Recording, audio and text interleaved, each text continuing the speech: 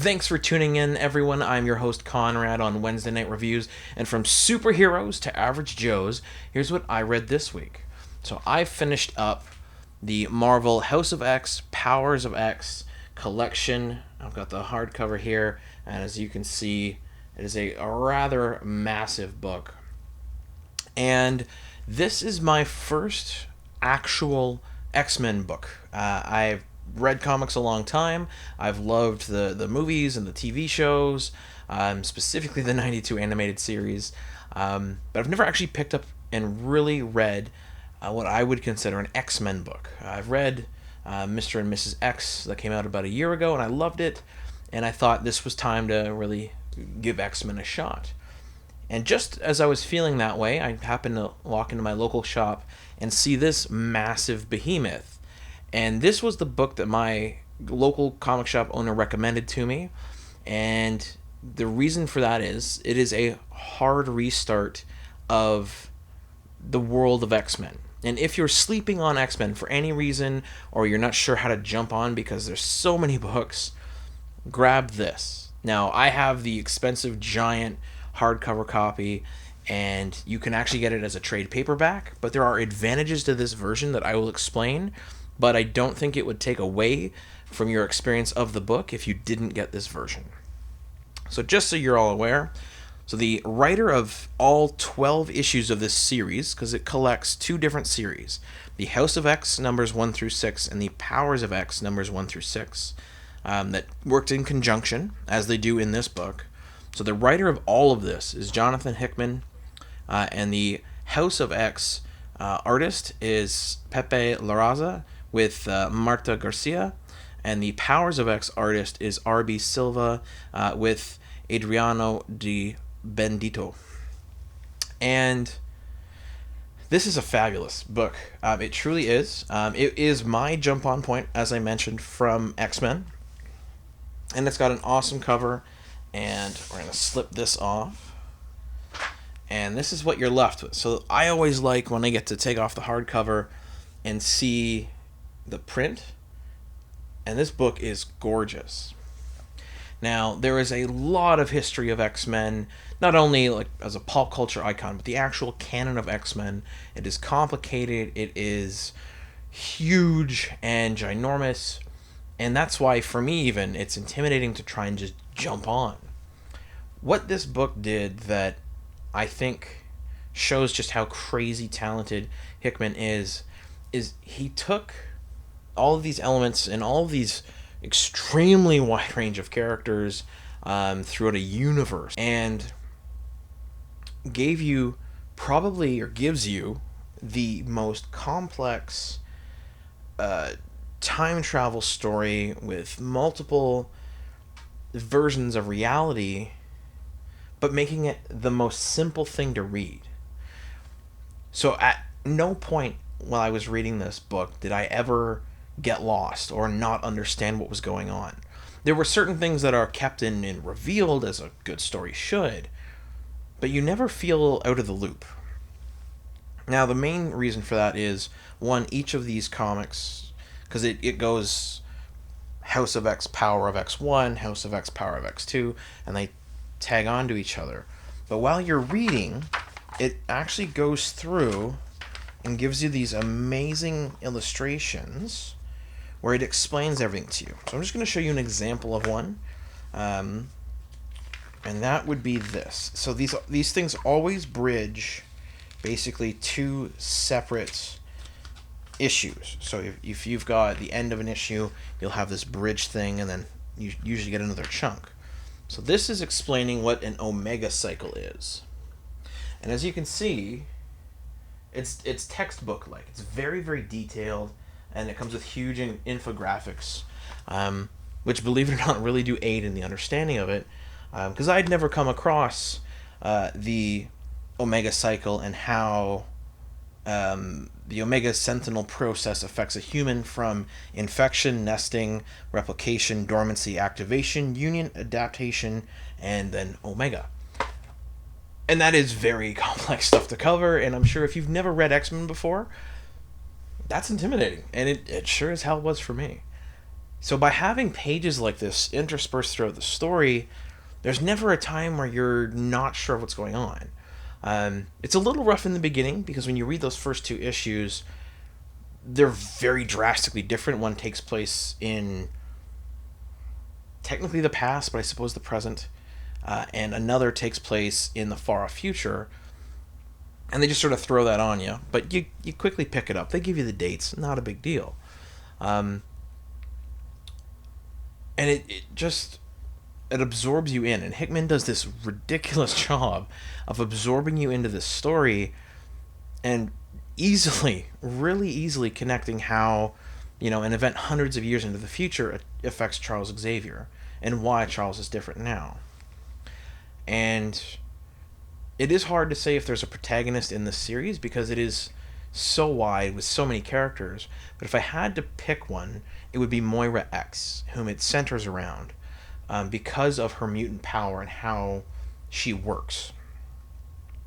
I don't want to reveal too much, but the idea is that in a really roundabout way, she can travel through time. And so in order to help Charles Xavier's cause of keeping peace between humans and mutants, Moira goes out and contacts him with the end game of helping solve humanity.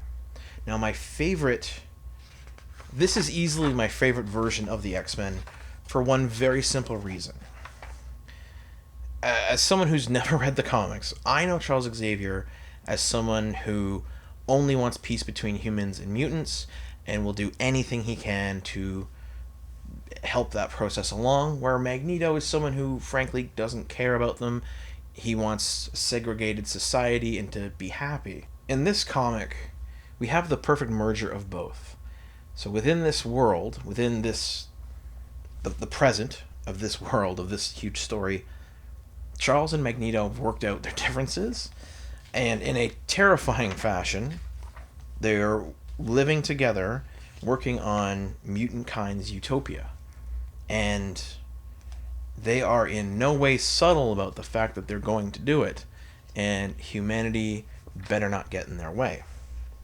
In fact, when you open the book first, and you go through, the legal stuff and the writer and artist and editors and printed here and there, when you actually get to the meat and bones of the story, this is what you're greeted with.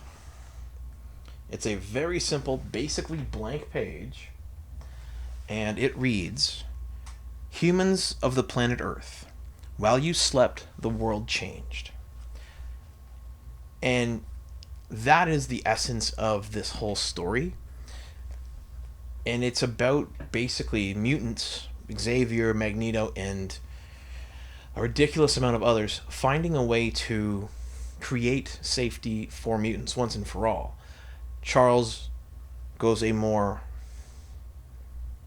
not violent, I would say, but assertive role within his beliefs and how he treats humanity and our interactions, while Magneto actually scales back and basically becomes a defender of this world and the world he's trying to create with Charles for the mutants. So it's this really interesting, complex story that allows you to understand the new world of X-Men. And by them teaming up, which is probably something that I always enjoy, you get to see when they really put their minds to the task and when they understand the severity of their actions within the world, why they've gone the way they have and how they've arrived at the decisions that they need to make, even when it comes to across sort of timelines. And that Moira X person, she comes into play in probably the craziest way when it comes to providing information and experience. So I could talk about this book on and on. One important thing that you need to know is that the art is killer. So I actually highly appreciate the choice from the creative teams to keep the colors the same. Now, there are at times when other colors will come in for an issue or two, but more or less, everything is consistent in color, and even the art feels very, very similar. Here is a Here's the opening shot from House of X #1.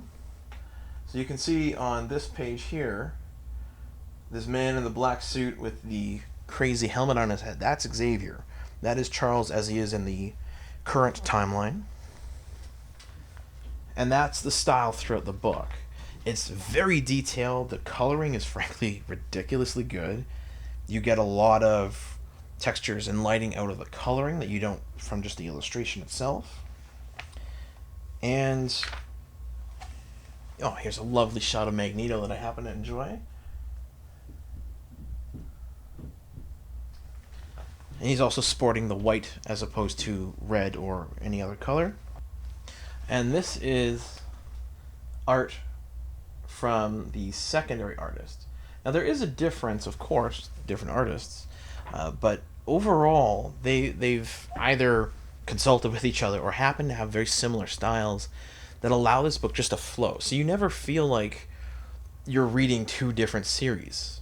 Just as it was written to be one big, amazing story, the art itself is a continual arc. And the art and the writing never go beyond each other. You never find that the concept that you're reading about the characters and how they're changing and understanding their environment and their world goes beyond the level of detailing of the artwork.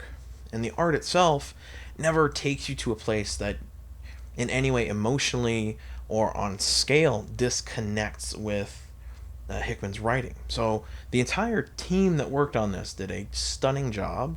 And absolutely, guys, obviously you can hear I love this book. It has been my introduction to the X-Men.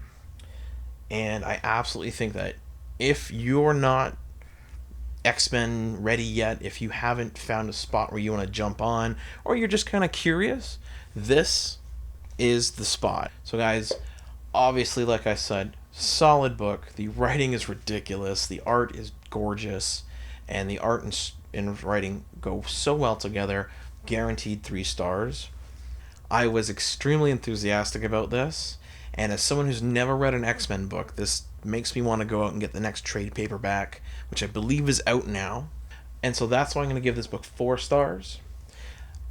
I appreciate everything this book has done, but it never made me yet take a story or a thought or some sort of learned thing out of it. So for me, that's where it ends. It is a awesome book, and I think you should read it. Obviously, it's been out for a while. The series itself came out. So do comment down below of what you thought of House of X, Powers of X, whether you got this version, the original comics, a trade paperback that's come out. Tell me what you think about the educational pages, the complexity of the story, and how it streamlines everything. Hit that like button and show some love, and of course subscribe for more. That way you can catch more of my awesome reviews and some of the interviews I do with your favorite creators and artists. Have a great rest of your day.